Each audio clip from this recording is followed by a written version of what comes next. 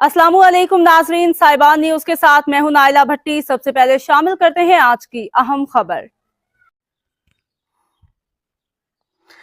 शामिल करते हैं कोयटा खैबर अफगान ग्राउंड से आबिद उमर की रिपोर्ट के मुताबिक आल बलोचिस्तान हाजी असदुल्ला अचकजई फुटबॉल टूर्नामेंट की रंगारंग सरगर्मियां जारी।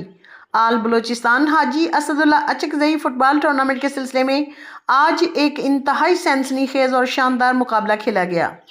टूर्नामेंट का तीसरा मैच बादीनिया स्पोर्ट्स नोशकी और शहीद जीशान अकेडमी के दरमियान मुनक्किद हुआ, जिसमें दोनों टीमों ने बेहतरीन खेल का मुजाहिरा किया। मैच के दौरान खिलाड़ियों ने शानदार कारकर्दगी पेश करते हुए शायकीन फुटबॉल को खूब महसूस किया।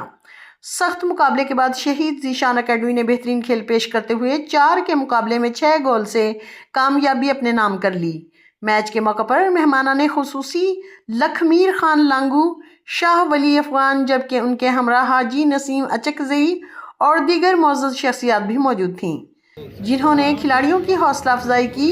इस मौके पर बलूचिस्तान के सीनियर जर्नलिस्ट आबिद उमर से गुफ्तगू करते हुए मेहमान खुसूसी ने कहा कि बलूचिस्तान में खेलों के टैलेंट की कोई कमी नहीं, ताहम नौजवान खिलाड़ियों को मौके फराहम किए जाएं इंतहाई ज़रूरी है। उन्होंने कहा कि बलूचिस्तान स्पोर्ट्स बोर्ड नौजवानों के टैलेंट को उजागर करने के लिए भरपूर इकदाम कर रहा है, ताकि सूबे की बासलाहियत खिलाड़ी कौमी और बैनुल अक़वामी सतह पर अपनी सलाहियतों का लोहा मनवा सकें।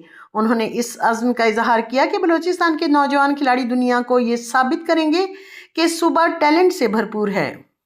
अब तक के लिए इतना ही। मज़ीद खबरों और अपडेट से बाखबर रहने के लिए देखते रहें साहिबान।